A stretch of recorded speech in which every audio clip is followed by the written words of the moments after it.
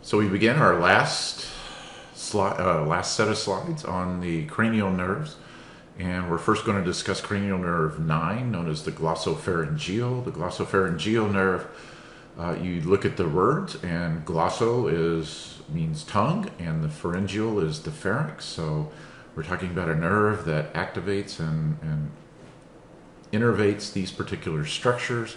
And so we would be interested in functions such as swallowing, salivation, and gagging.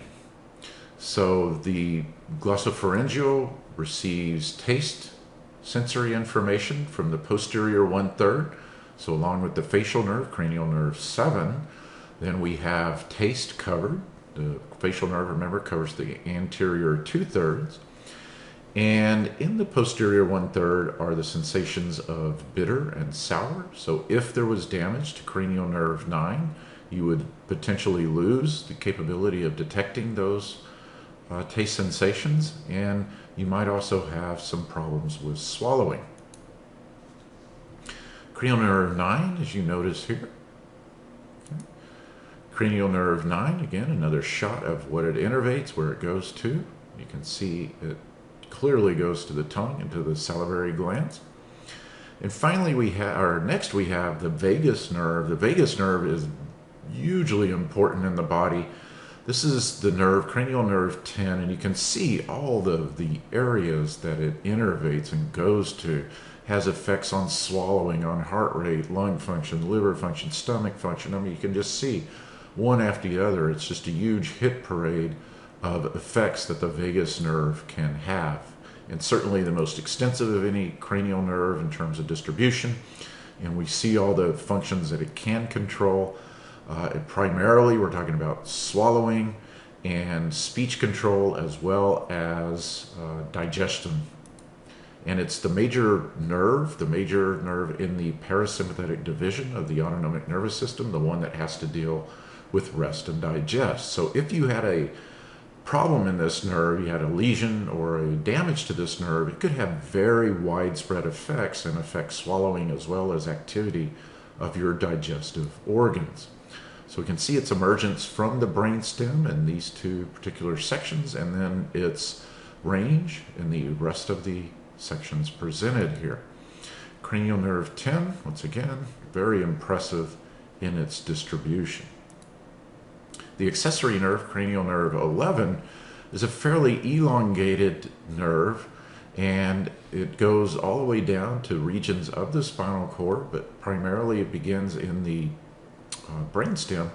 And so we're going to see it also emerges from the region of the brainstem, and its job, you can see it goes to the muscles in the neck and shoulders, the trapezius and the sternocleidomastoid to be specific. So it has a lot to do with coordination of head movement and activation of those muscles then that are going to control it. Here we see its distribution. You can see the feathery-like projections from the brainstem and spinal cord, and in all these shots, very, very nicely done.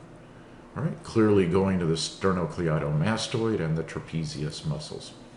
Finally, to end all the 12 cranial muscles, we have the hypoglossal nerve. Again, you see this part of the word glossal, which means it's going to have something to do with tongue movement. And then hypo, also structures underneath the tongue, so we know that this one's involved in speech, manipulating food, that's going to be its actions with the tongue, and swallowing.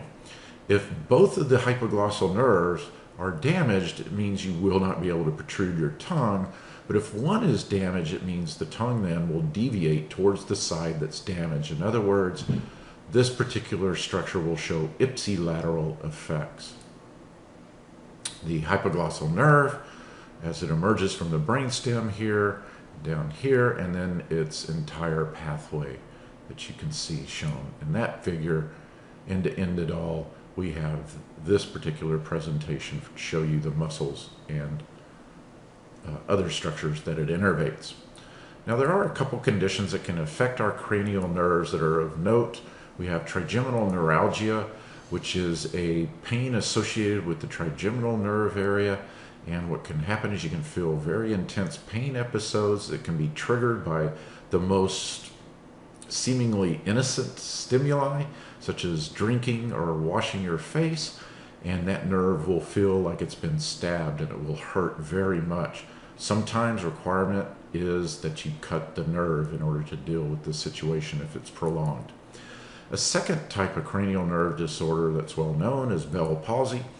Bell palsy results from a out of the blue disorder of the facial nerve that will result in paralysis of the muscles on one side, and it can disappear just about as quickly as it onsets, and so you can see a course of a few weeks, but of course for a few unfortunate people it can last much longer.